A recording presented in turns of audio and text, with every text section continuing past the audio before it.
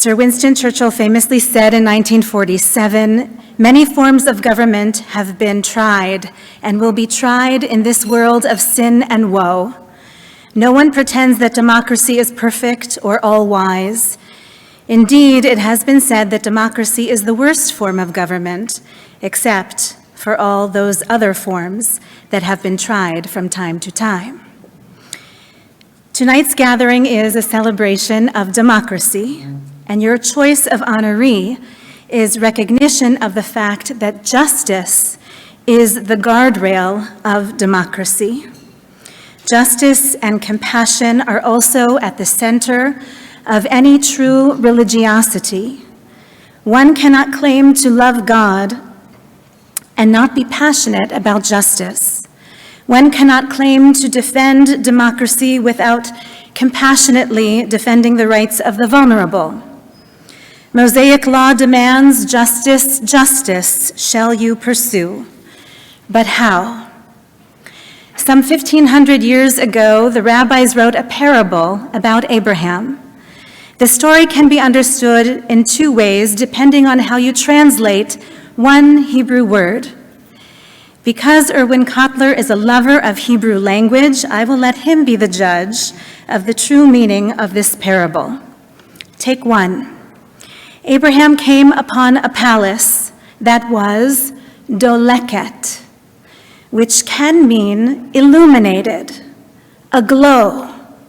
Abraham was so taken by the radiance of the palace that he called out, "Who is the ruler of this palace?"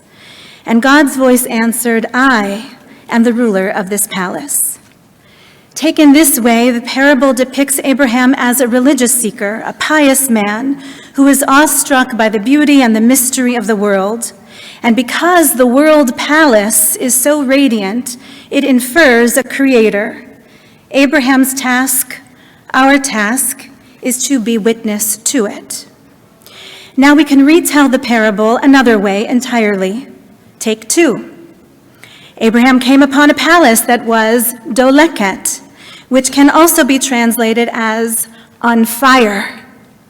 Abraham was so concerned by the danger of the flames that he called out, "Who is the ruler of this palace?" And God's voice answered, "I am the ruler of this palace." Taken this way, the parable depicts Abraham as a pursuer of justice, who sees the world palace aflame and is moved to act. Because the world is at risk, it needs a ruler to set law and order, and it is our task not to simply witness it, but to protect it. Tonight's honoree, Erwin Kotler, longs to see the world palace radiant with justice, but he is honest enough to speak the hard truths, to ask the hard questions, and to courageously call attention to the flames of hatred and callousness which threaten our world palace. We need more like him.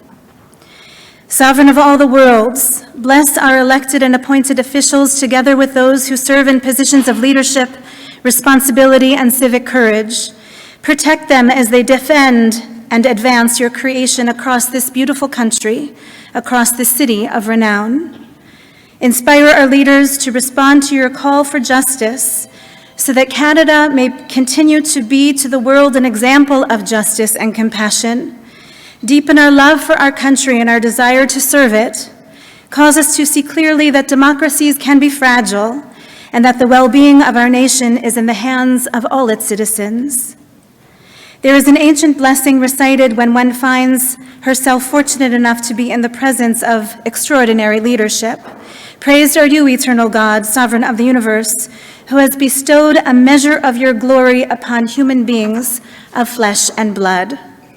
A measure of God's brilliance, a measure of God's power to discern and to teach, a measure of God's capacity to create, to protect, to judge, and to heal has been granted to Erwin Kotler, who is being honored this day. We are grateful for his countless contributions to Canadian democracy and for earning a good name for Canada in the eyes of all the world. May the Holy One continue to inspire Erwin Kotler's worthy pursuits as a teacher of the coming generations of lawyers and judges as an advisor to heads of state, as a treasured leader of the Jewish community, and as the patriarch of his beautiful family. May God bless him with strength of body and strength of spirit, so that we will continue to benefit and grow from his unique gifts. As God delights in human potential and promise, so do we delight in Erwin Kotler's strivings and his successes. May he go from strength to strength. Amen.